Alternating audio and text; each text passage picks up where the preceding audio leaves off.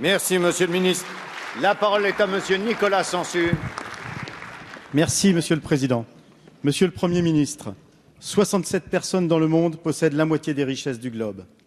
En France, les dividendes distribués n'ont jamais été aussi élevés. L'évasion et la fraude fiscale atteignent des sommets. De cela, Monsieur le Premier ministre, vous n'avez dit mot lors de votre déclaration de politique générale, comme si les puissances d'argent étaient intouchables. Vous avez au contraire confirmé hier à Berlin le choix de l'austérité et les 50 milliards d'euros de réduction des dépenses publiques et sociales. Austérité pour la sécurité sociale, austérité pour l'État et les fonctionnaires, austérité pour les collectivités territoriales qui se verront amputées de 10 milliards d'euros d'ici 2017.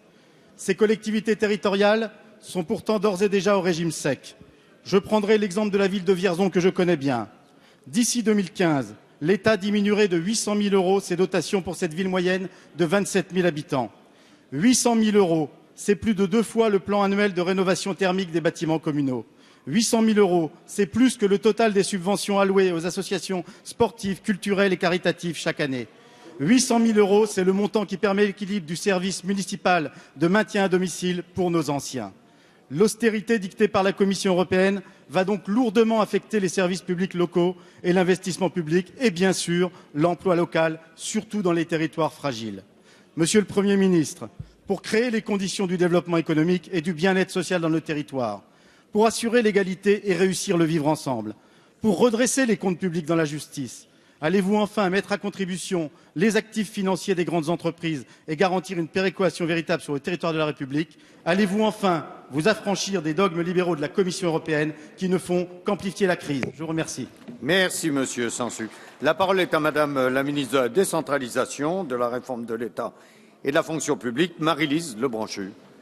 Oui, merci, Monsieur le Président, Mesdames et Messieurs les députés, Monsieur le député Nicolas Sansu. C'est effectivement difficile, mais le contexte budgétaire est contraint.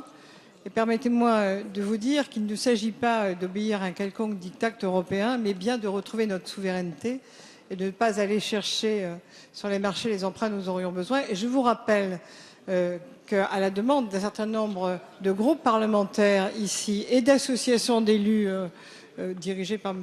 Pélissard, nous avons créé une agence de financement des collectivités territoriales en amont de cette baisse des dotations.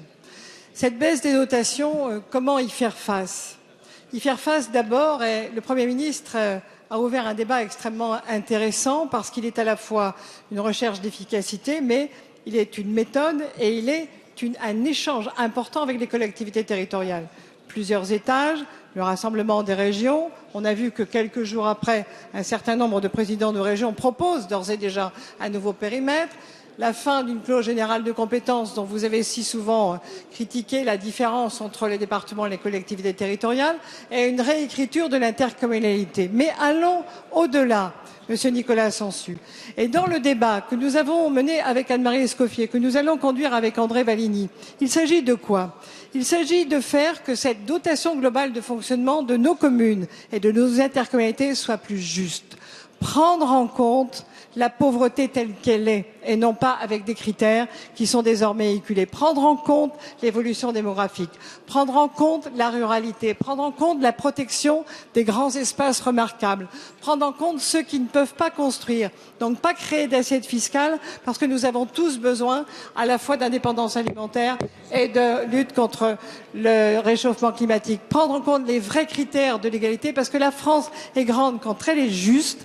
Et Monsieur le député Sansu, nous voulons que les dotations soient non seulement diminuées, La mais parole surtout est à Monsieur justes.